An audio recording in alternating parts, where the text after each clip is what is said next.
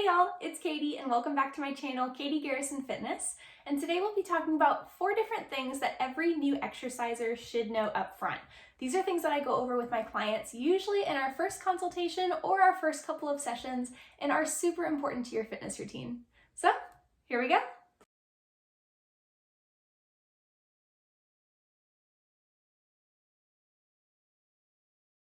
So I hope all of y'all had a Merry Christmas and a happy winter so far. I hope you got to spend lots of time with loved ones and got to have lots of fun times.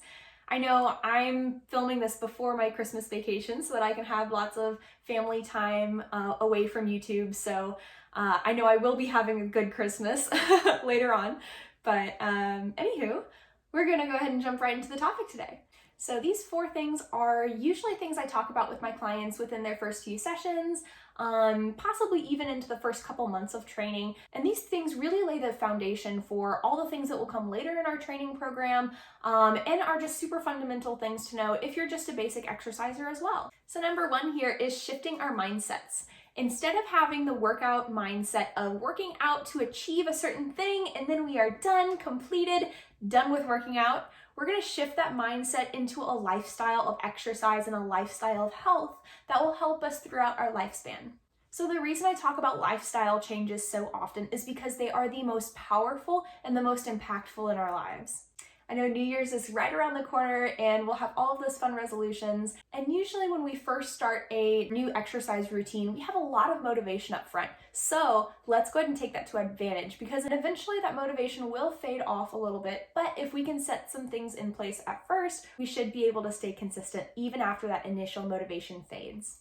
So in order to create lifestyle changes, start with that initial motivation, get your body moving, go to the gym, go for a walk, do some activity that you love, and stick with it for a little while. It's always important with a fitness routine to find accountability. So whether you go to the gym and work out with a friend, maybe you go on a walk with your spouse, maybe you go to the park with your dogs and play with them. Whatever that is, find that accountability, those people, or maybe it's an app, your watch, that keeps you accountable and it can help you stick with it. Once that motivation fades off, you should be able to stay with it because you have that accountability and you have somebody on your team rooting for you.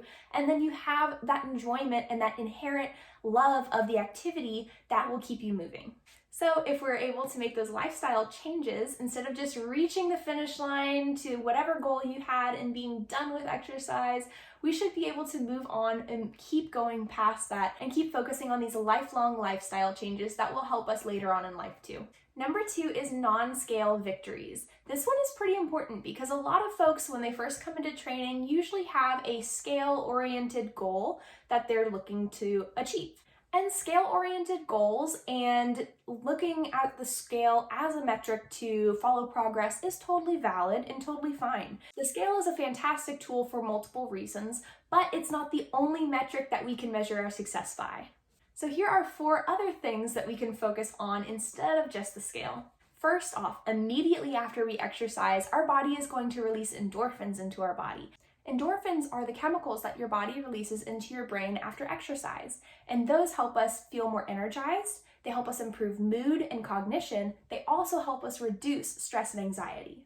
So you can think of endorphins as your body's little reward for exercise. The second one here is improved sleep. Our bodies are super intelligent in the fact that after you exercise, your body is physically fatigued. And a lot of times when we work our muscles, it causes little microscopic muscle damage. And so when we go to sleep, that's our body's time to repair the muscles and recover the body for the next day. So when you exercise, you're working your body super hard. And then when you go to sleep, you're gonna have a deeper, longer, and better night's sleep overall because your body is in that rest and recover mode, and it's gonna put you to sleep a little bit better. The third one here kind of goes hand in hand with the scale, but it will show us progress where the scale sometimes won't show us progress. So the third one is our clothes fitting better. Sometimes when we start exercising, we start to lose a little bit of fat mass, but we also begin to build muscle mass.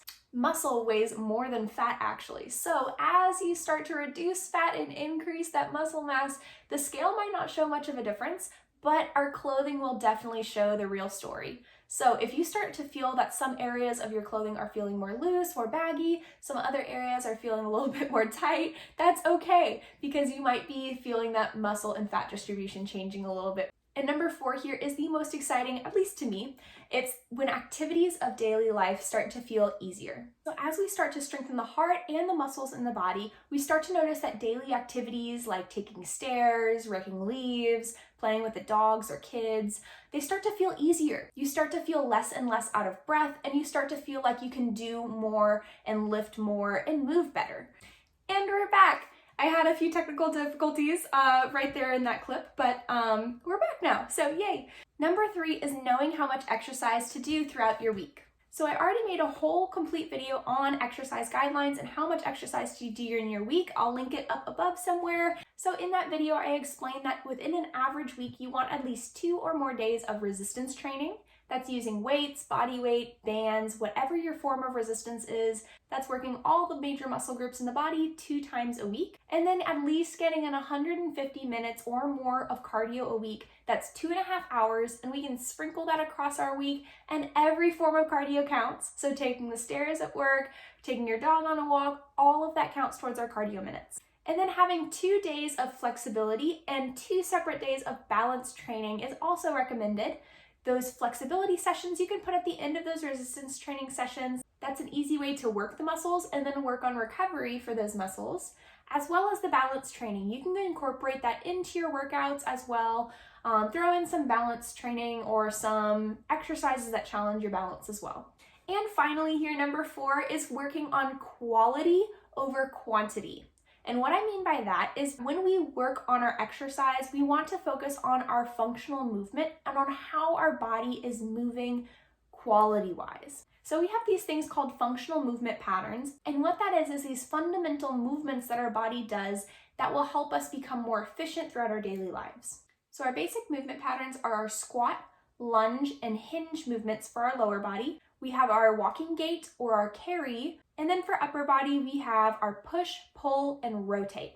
So as we're doing our larger compound exercises using multiple joints, we're usually going to be doing one of these functional movements.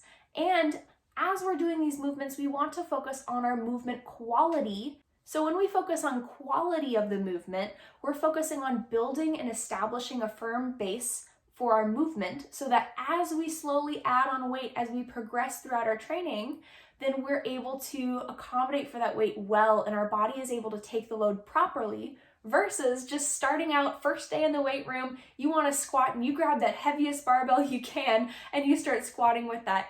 Number 1, your functional movements are probably not going to be as functional as they would be if you started with just a bodyweight squat or started on a lower pound dumbbell.